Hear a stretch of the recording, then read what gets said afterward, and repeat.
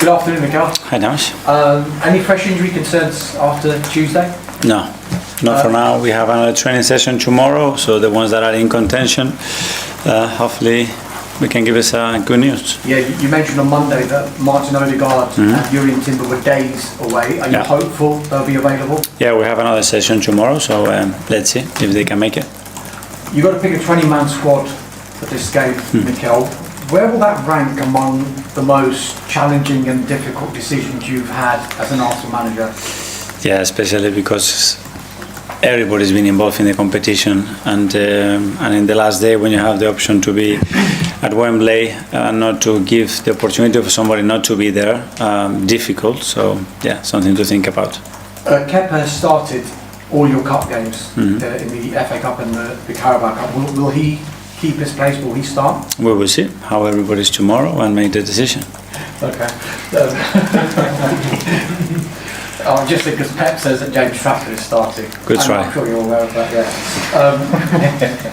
Mikel, there's been a feeling among the pundits that this is more than just a final, in that it can lead to maybe bigger and better things for the winners of this game. Do you see it like that? Have you thought about that, or is this just something, an individual game, let's try and get a trophy? Yeah, that's it. For me, that's it. And all the preparation and all the enjoyment in the next 48 hours to get to Wembley in the best possible way and really prepare and confident that we're going to make it happen is focused on that, basically on that, and that's it. I'm not sure if you're aware of this stat. You've played for Arsenal at Wembley 4 times. You've managed Arsenal at Wembley 4 times. You were aware of that? Yeah. Dan just mentioned that, yeah. It's a spoiler, isn't it? Right, yeah. And you've never lost. What is it about you, this club and that stadium? I don't know, but let's keep it that way. So make sure that that in a few hours we can do the same. Just on the man in the other dugout, known very well, Pep Guardiola, you've got a fantastic relationship with him. He says that his relationship with you may have changed over the last 5 or 6 years. Compared to 5 or 6 years ago, rather. He had to, no? He's in Manchester, I'm in London. We are managing 2 different clubs. The feelings from my side hasn't changed at all. How would you describe how it has changed, though? Well, the fact that we are never together, we cannot spend time together, and that's important in our relationship, but it's not the most important thing, because what I feel about him and the time that we had together and what he did for me, and the inspiration has been since I was little for me. That's never going to change. Thank you very much. Thank you. Ian, talk. Hi, Mikel. How are you? Very good, thank you. Nervous? No. Today, no. Not today. I mean, just in general. No. Excited, enthusiastic, positive. Yeah. Victor Gyökeres, 16 goals this season, but is Sunday the real reason why you bought Victor Gyökeres, to get you over the line to win a trophy? Our players, they have to perform daily at this level, but when it comes to the crucial moments and when it comes to the moment to attack a trophy and take it and bring it home, that's where you need to be players to step up and make the difference. That's clear. And for your team, I mean, still in with the chance of winning 4 trophies, never been done before, been a fantastic season, but does Sunday become kind of a little bit the moment of truth? You've got this far, now go and the final step and lift the pot. It's going to be one of the defining moments, because at the end is whether you win the trophy or not, and that's the most important thing once you get to the final. But in order to be there, you have to do a lot of things and earn a lot of things that the team has done so far. So we need to prove that point, that's clear, and that has to be done on the pitch. Finally, still young, still no grey hairs. You're the apprentice compared to the master in terms of Pep Guardiola, maybe in some people's eyes, but it's Sunday the day the apprentice becomes the master. It's not about that. It's in this profession, you are constantly learning, constantly evolving. I had the incredible privilege to work with Pep for 4 years and all the staff and an amazing club. And that remains part of me, because it was part of the journey and what I am today as a manager. But that means that you have to continue to evolve and improve constantly. Good luck on Sunday. Thank you. George BBC. Ricardo, Arsenal won the FA Cup with you in charge 2020. It seems a while ago now, but obviously there was no fans there. It is a while ago. but just in terms of it, obviously you won that with no fans. Yeah. What would it mean to win with all your supporters there? Because loads of them had to miss out, watch it on the TV. So what's your memories of that final and what's the contrast potentially to what could happen on Sunday? Let's leave it on Sunday, and then I can probably answer that question better. I've done it when that stadium has been full and been part of that, and it's exceptional. One of the best memories that I have as a player is playing those type of games. So yeah, that's why we are all very excited, because we know what is at stake. We really want it, and we know what it's going to mean for our people as well. When you say you really want it, is this the start of a new era potentially for Arsenal? Because under Arsene Wenger 20 years ago, they was winning everything, you know, the Invincibles. What you've got on the line and what this team could potentially achieve is quite huge, really. And I just wonder, from your sense, what do you sense that this is the start of something big potentially? And there is a lot to do to start to talk and use those words, in my opinion. But we are very excited about what we are doing, and we need to continue to make the right strikes and especially performing the right way when those moments come to achieve what we want, to start to build the momentum that we want as a club. Just in terms of finals, obviously you made Champions League semi-final last year. How much is it about the players that these finals become habits rather than unusual moments? Well, this is what we want, and the fact that we are at the end of March and we are in 4 competitions tells a lot about the team. But as I said, now it's about the next step, the next game, and the defining moments. At the end, you need certain moments to go your way, and especially you have to make it happen in the way you approach those games, and make decisions that obviously is going to impact the game. Thank you. James, Athletic. Hi, Mikel. When you were with Pep at City, I think Carabao Cup was the first trophy you won together in 2018. A few months later, that team won the Premier League and went on to win a great deal, of course. Do you think that experience that they shared at Wembley, winning that final, was important in helping them take that step and go on and do more in future?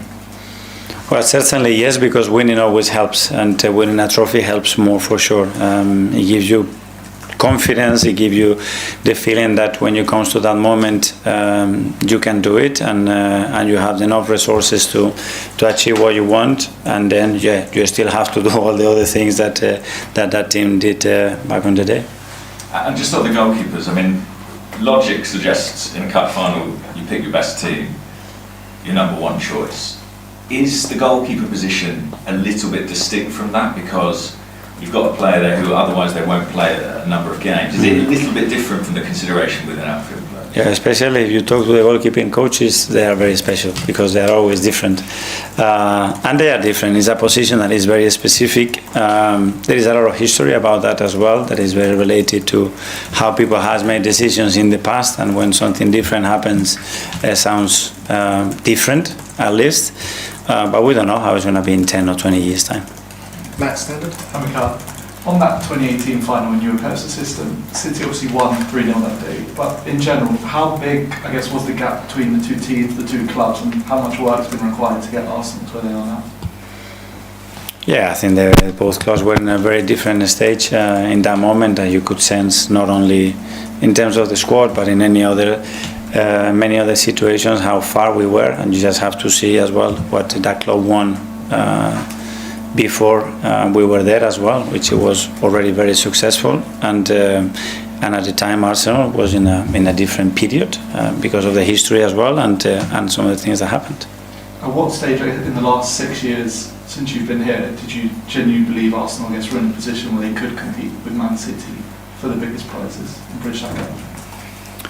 Well, I mean, all the work that has been done from day one, because that's the level. I mean, just being the Arsenal manager and not believing that you can compete at the highest level in the competitions, I think it cannot be aligned. Then obviously there are a lot of factors, and the fact that I was there, I know, in my opinion, where the gaps were and the difference was. But not accepting it, being that it's part of the reality, and try to change it as quick as possible.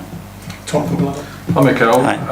Over these past 6 years, we talked about the project, and the phrase "trust the process" has come up a lot as well. Do you feel like that the people that have bought into trusting the process is what's seen you get here? I don't know. I think it's that, but the fact that at the end you have to win a lot of games and you have to be very consistent if you want to maintain those wars or the project continuously. People believe in it, and at the end, I don't think it's never going to end up, regardless what happens and how much we win in the next few years. It's always going to be something for the next 2 or 3 years, and honestly, we'll plan that, and the club will plan that in every department, not only in terms of the first team winning football matches. It's part of it. And this competition is often talked about a little bit as a springboard, or it's something to push you forwards to those final games because of how early in the season that it is. Is it difficult sometimes to view it in isolation without thinking of what it could do further on down the line? I don't know, but you live the moment and the present that much that that's the only focus that you can put in. Obviously, you can imagine how nice it would be on Sunday when you win it and we are all together and sharing with other fans. It will be a massive energy boost and belief for everybody, and that's why we want it so much. James, Mikel, you heard the quadruple word probably more times than you'd like from us. Have you heard it from the players at all yet? Or anything that makes you think that? No, because we know that we need to go game by game and trophy by trophy. Charles, go. Just going back to keepers quickly, in the 2014 FA Cup final, Arsene went with Lucas Fabianski rather than Wojciech. You were obviously captain that day. As a player, does it sort of make you feel any different when you're playing without the keeper you widely considered as your number one behind you in such a big game? No, because we don't have that feeling amongst players. I mean, we really trust our teammates, and in that case, especially when you work with the quality of the keepers that we have right now, they are both international, and they play at the highest level, higher clubs, and they have the experience to deal with any kind of situation.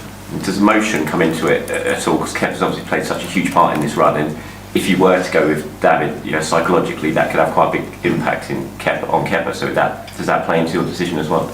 Yeah, every decision that you make has an impact, and when you have to pick between two players, normally it's positive for you, negative for him. So or the other way around, it can be. So you need to weigh everything, every decision, try to be as fair as possible as well, and sensible. That's it. Okay, last couple in the live. Phil from PA. Hi, Mikel. Earlier this season, you said that you still speak to Pep quite regularly. I was just wondering, have you spoken to him this week?